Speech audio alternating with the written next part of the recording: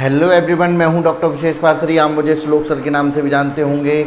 आप में से बहुत सारे बच्चों ने रिक्वेस्ट किया है कि बायोलॉजी के मोस्ट इम्पॉर्टेंट टॉपिक बता दीजिए और किस सीक्वेंस में इस समय पर बायो को पढ़ना चाहिए जिससे कि ज़्यादा से ज़्यादा मार्क्स को वो गेन करें।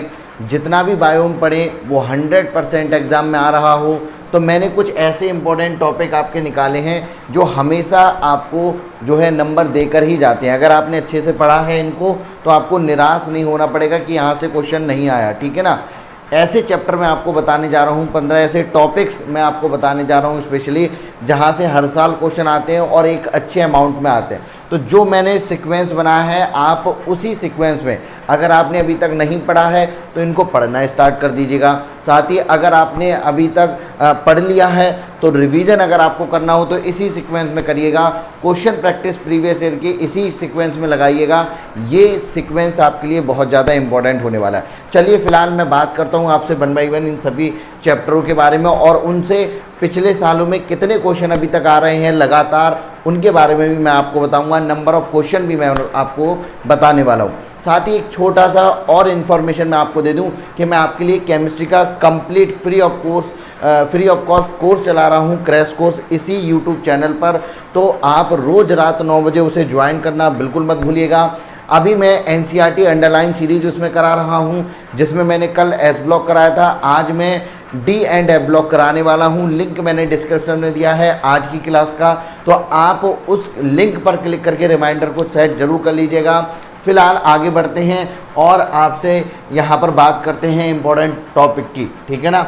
चलिए आइए, तो देखिए इधर मैंने नंबर ऑफ क्वेश्चन को लिखा हुआ है, ठीक है ना, कितने क्वेश्चन किस चैप्टर से आए हैं, और इधर मैंने टॉपिकों को लिखा हुआ है। तो सबसे पहले मैं बात करूँगा आपकी, देखिए आपके पास 2 NCERT यहाँ पर होती हैं, एक होती है 11th वाली और एक होती है 12th वाली। अगर मैं एग्ज़ाम पॉइंट ऑफ व्यू से बात करूं तो 12th की NCERT सबसे ज़्यादा इम्पोर्टेंट यहाँ पर हो जाती है, क्योंकि वहाँ पर नंबर ऑफ टॉपिक जो है वो कम है और वहाँ से नंबर ऑफ क्वेश्चन जो है वो ज़्यादा बनते हैं। इस वजह से सबसे पहले मैंने जो रखा है वो 12th के टॉपिकों को रखा है। आपकी सबसे ज़्यादा इंपॉर्टेंट जो हो जाती है इकोलॉजी। इकोलॉजी कभी भी धोखा आपको नहीं देती, हमेशा इससे क्वेश्चन बनते हैं। और इकोलॉजी में टोटल 4 आपके चैप्टर हैं, जिनमें से 2 चैप्टर ऐसे हैं जहां से बहुत ज़्यादा क्वेश्चन बनते हैं। इकोलॉजी का अगर मैं वेटेज मानूं तो आपके एग्जाम में 12 से 14 क्वेश्चन का है, लेकिन यहाँ ये जो 2 चैप्टर हैं, एनवायरमेंटल इशू और आपका बायोडाइवर्सिटी वाला, यहाँ से इन 2 चैप्टर से अकेले 8 क्वेश्चन, 8 से 10 क्वेश्चन के करीब बनते हैं। मैंने एवरेज 8 माना है, तो आप 8 क्वेश्चन मानकर चलिए। तो ये बहुत अच्छे तरीके से आपको करना है और टोटल ही करना है। देखिए एक बात मैं आपको बता दूं, इन चैप्टरों को बताने का मेरा मकसद ये नहीं है कि आप बायो ना पढ़ें। आप नीट में अगर बायो जा रहे हैं मतलब इन्हीं को ही पढ़ें और बचे हुए टॉपिक पढ़े ही ना, ऐसा बिल्कुल भी नहीं कहना है। बायो के केस में आप नीट में रिस्क नहीं ले सकते, आपको पूरी कंप्लीट बायो करके जानी है। भले ही आप कंपटीशन लेवल की ना करो तो 12th लेवल की करके जाओ, लेकिन बायो में कोई भी टॉपिक छोड़ना मत। बायो का एक एक टॉपिक आपके लिए इम्पोर्टेंट है। हाँ, क्या सीक्वेंस रहना चाहिए और कहाँ से एक मोटा माटी आपको आइडिया लग जाए कि भाई मेरा ये टॉपिक जो है वो छूटा हुआ है अभी भी और इससे सबसे ज़्यादा क्वेश्चन आ रहे हैं, तो वो आपके अंदर आए और आप उसको जल्दी से कवर करें, वो मैं यहाँ पर बता रहा हूँ। बायो पूरी इंपॉर्टेंट है, याद रखिएगा, ये बायो को बिल्कुल भी छोड़कर नहीं जाना है, ठीक है ना। तो ये आपका हो गया यहाँ पर एनवायरमेंटल इशू और आपका ये हो गया। उसके बाद जो आपको पढ़ना है प्रिंसिपल प्रिंसिपल ऑफ इनहेरिटेंस आपको पढ़ना है, ठीक है ना। इससे 4 क्वेश्चन आपके आते हैं, बहुत इंपॉर्टेंट चैप्टर आपके लिए हो जाता है। मॉलिक्यूलर बेसिस ऑफ इनहेरिटेंस से 8 क्वेश्चन आते हैं, समझिएगा। यहाँ पर मॉलिक्यूलर बेसिस ऑफ इनहेरिटेंस लगभग 8 क्वेश्चन आए हैं, एवरेज है ये। और एवोल्यूशन वाले से 3 से 4 क्वेश्चन आपके हर साल आते हैं, मतलब यहाँ से क्वेश्चन हर साल आएगा। अगर आपने ये चैप्टर पढ़ लिया तो आपको 100% क्वेश्चन एग्जाम में मिलने ही वाला है। तो इनको क्यों ना सबसे पहले किया जाए। उसके बाद जब बायोटेक आप जो आप पढ़ लेते हैं जेनेटिक, तो आपका नेक्स्ट इंपॉर्टेंट टॉपिक हो जाता है बायोटेक, ठीक है। 2 चैप्टर हैं, छोटे छोटे चैप्टर हैं, 4 से 5 क्वेश्चन हर बार देकर जाते हैं। कभी किसी चैप्टर से 2 क्वेश्चन तो कभी किसी से 3 क्वेश्चन उठ जाते हैं, मतलब बदलते रहते हैं, ठीक है। ऐसा नहीं है कि 4 क्वेश्चन आ रहे हैं तो 2-2 क्वेश्चन आ जाए, ठीक है, वो कम ज़्यादा होते रहते हैं। लेकिन हाँ, दोनों से हर साल क्वेश्चन आता है, हर साल क्वेश्चन आता है। तो सबसे पहले इनको करिए। उसके बाद फिर आपको आना है ह्यूमन हेल्थ एंड डिजीज़ वाले पे। 5 क्वेश्चन आपके यहाँ से पूछे जाते हैं। Microbes in human welfare 3 question के लिए इंपॉर्टेंट हो जाता है।